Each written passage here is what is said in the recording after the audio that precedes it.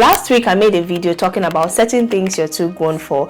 A couple of people asked for a part 2, so here it is. But if you've not watched part 1, please go ahead and do so. Let's get right into the video. You're too old to be keeping malice. You're no longer in secondary school, so the ability to keep malice is not a skill you should be flaunting with pride. You live in the same house with someone, either as a friend or as a spouse, and for whatever reason you both are not talking to each other, and somehow you think it's a flex that you're able to carry on your day-to-day activities like nothing is happening. You keep fueling your ego with, I can decide not to talk to anybody as long as I want and nothing is going to happen. Of course something is going to happen.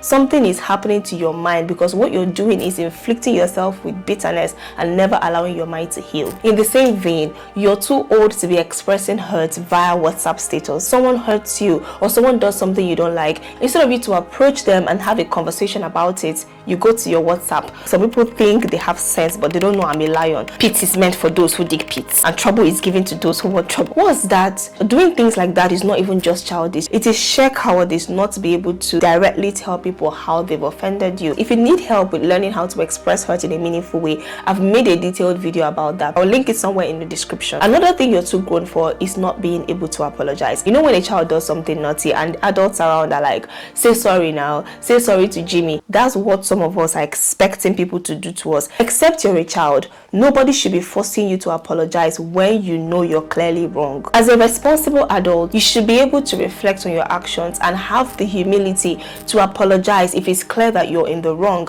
But if they're still forcing you to apologize, forget your age. You have a lot of growing up to do. You're too old to be going with the flow. No, you're not a teenager, so I don't expect that you should be comfortable dancing around an undefined relationship. Let's just see where it goes. Let's just see how things turn out. It is turning into a situationship. At your age, you shouldn't be allowing anyone waste your time with empty promises that lack clear signs of commitment. I've said it before and I'll say it again. If you meet someone and they say to you that what they want is just friendship and they're not ready for a committed relationship, if you want otherwise, find your way out, because that flow you're about to go with is a flow that is sweeping you into utter confusion. Very linked to this, you're too old to be in complicated friendships. At your big age, you're still claiming friendships with people you're always quarreling and fighting with over minor issues. If it's not with jealousy and unhealthy competition, it is gossip and walking on eggshells. As an adult, once you start to feel anxious, drained, or find yourself walking on eggshells around supposed friends,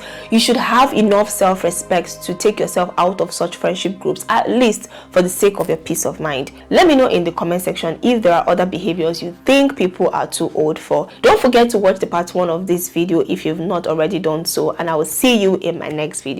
Bye.